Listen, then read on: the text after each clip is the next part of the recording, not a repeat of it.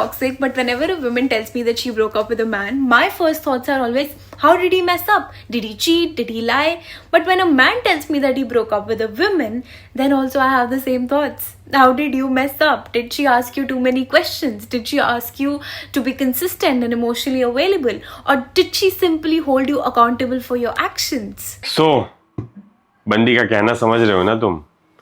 चाहे वो तुमसे ब्रेकअप करे या तो फिर तुम उससे ब्रेकअप करो, गलती तुम्हारी है। ठीक है, मोरल ऑफ द स्टोरी ये है कि गलती हमेशा हमारी होती है। And you know what, most of the time it is true. Yeah it is sad but it is true. And इसमें पता है एक ही चीज है, सबसे मेजोरिटी ऑफ द टाइम एक ही चीज है जो प्रॉब्लमेटिक है, तुम्हारा बिहेवियर, तुम्हारी माइंडसेट।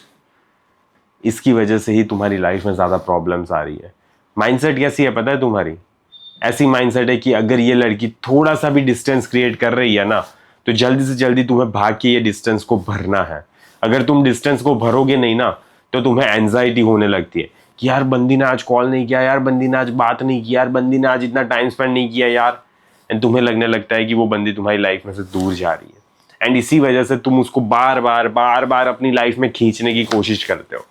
एंड इससे पता है, तुम ये सोच रहे हो कि तुम उसको प्यार दिखा रहे हो, तुम दिखा रहे हो कि तुम कितनी केयर करते हो, लेकिन you are doing just one particular thing, तुम उसको प्रेशर फील करवा रहे हो। उसके पॉइंट ऑफ व्यू से ये सारी चीजें बस एक प्रेशर है कि यार ये बंदा थोड़ा सा अगर मैं जा रही हूँ तो क्या दिक्कत आ रही है यार, आज नहीं मूड था, नहीं बात करनी थी, नहीं किया कॉल, आज नहीं मिलना था, नहीं मिली, ठीक है, क्या बड़ी बात है, what the fuck is the big deal in this, ठीक है, सोचती है वो ऐसा। एंड जब तुम इतना ज़्यादा डिस्टेंस को भरने की कोशिश करते हो ना, तो उसे यही लगता है कि ये बंदा पगला गया है, इस बंदे को समझ ही नहीं आ रहा कि कभी कभी थोड़ी सांस तो ले लेने दे इंसान को। Okay, and believe me, most of बंदे कभी भी अपनी लाइफ में ये चीज़ समझ ही नहीं पाएंगे, क्योंकि उनको इस तरीके से कंडीशन किया जाता है ना कि उनके दिमाग में फोमो क्रिएट होने लगता है।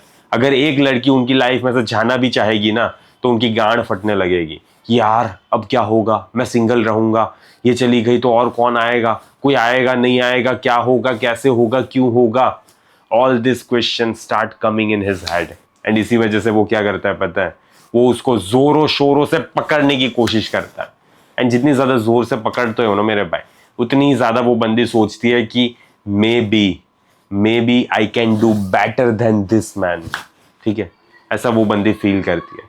एंड इसी वजह से फिर क्या होता है पता है, वो बंदी सोचती है कि मुझे इसकी लाइफ में नहीं रहना है, I don't want to stay in this man's life because this man doesn't know how to be a fucking man, and that's the fucking problem.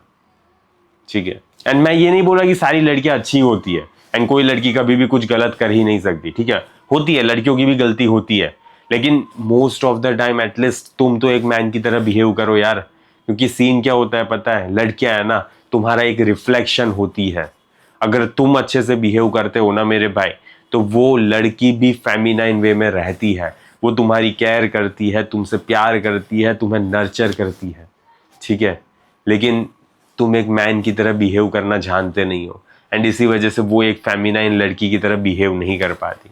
At the end of the day यही reality है, and इसी reality को अगर तुम्हें change करना है ना, and अगर बार बार सोचते रहते हो ना क्यों अट्रैक्शन खत्म हो जाता है, तो इसके ऊपर मैं 3 घंटे का लाइव वेबिनार ला रहा हूँ, जिसकी लिंक तुम्हें वहां पे कमेंट में पिन मिल जाएगी।